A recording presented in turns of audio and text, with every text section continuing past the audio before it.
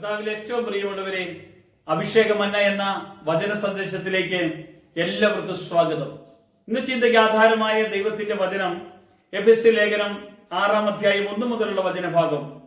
മക്കളെ, നിങ്ങളുടെ മാതാപിതാക്കളെ കർത്താവിൽ അനുസരിക്കുവിൻ, അത് ന്യായമാകുന്നുവല്ലോ. നിന്റെ അപ്പനെയും അമ്മയെയും ബഹുമാനിക്കുക എന്നത് വാഗ്ദത്തത്തോടു കൂടിയ ആദ്യ കൽപ്പനയാകുന്നു. നിനക്ക് നന്മയുണ്ടാകാനും നീ ഭൂമി ദീർഘായുസ്സോടെ ഇരിക്കുവാനും തന്നെ.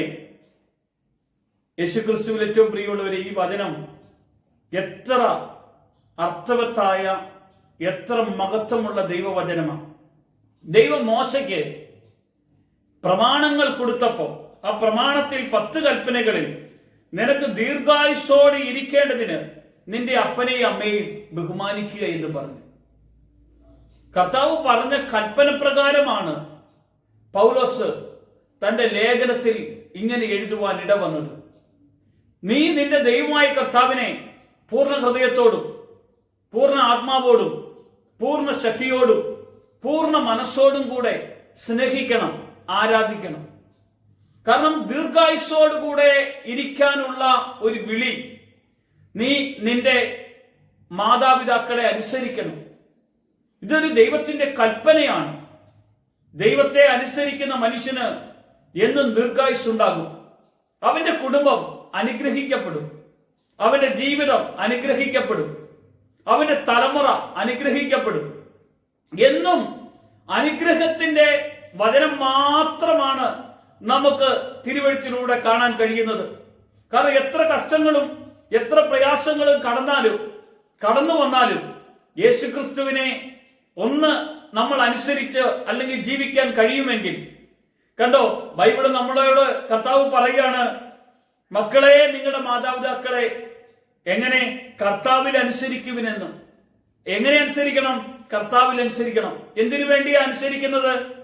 കർത്താവിൽ അനുസരിച്ചാൽ നിങ്ങൾക്ക് അത് ദീർഘായുസ്സോടുകൂടെ ജീവിക്കാൻ കഴിയും. സന്തോഷം കിട്ടും, സമാധാനം കിട്ടും, അനുഗ്രഹം കിട്ടും, ദൈവകൃപ കിട്ടും, ദൈവത്തിന്റെ പ്രവൃത്തി കിട്ടും.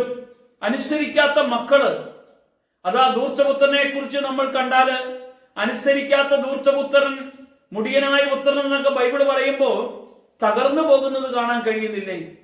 പിതാവിന്റെ സ്വത്ത് മുഴുവൻ കൊണ്ടുപോയി നശിപ്പിച്ചു. തിരിച്ചു വരാൻ തക്കവണ്ണം ജോലിയൊന്നുമില്ലാതെ തകർന്നു പോകുന്ന കുടുംബത്തിൽ എത്രയോ പേരുണ്ട്. അതുപോലെ തകർന്ന് ആരും നോക്കാനില്ലാതെ വിഷമിച്ച് പ്രയാസപ്പെടുമ്പോൾ ഓർക്കുന്നത്, എന്റെ പിതാവിന്റെ ഭവനത്തിൽ എത്ര സന്തോഷമാണ്, എത്ര ആനന്ദമാണ്. തിരിച്ചു വരുമ്പോൾ മാറോട് ചേർത്ത് മുത്തം കൊടുത്ത് ചെരുപ്പും മോതിരവും കൊടുത്ത് അനുഗ്രഹിക്കുന്ന ഒരു അപ്പനെ കാണുന്നില്ലേ? എന്തിനാ? അപ്പനെ അനുസരിക്കാൻ തയ്യാറായാൽ നീ അനുഗ്രഹിക്കപ്പെടും. ഈ അനുഗ്രഹം ഈ വചനം കേൾക്കുന്ന നമ്മുടെ ജീവിതത്തിൽ ഉണ്ടാകണം.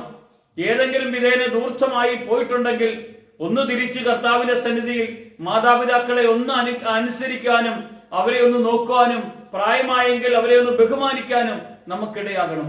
കർത്താവ് നിങ്ങളെ ഓരോരുത്തരും അനുഗ്രഹിക്കട്ടെ. യേശുവിന്റെ നാമത്തിൽ തന്നെ, ആമേൻ.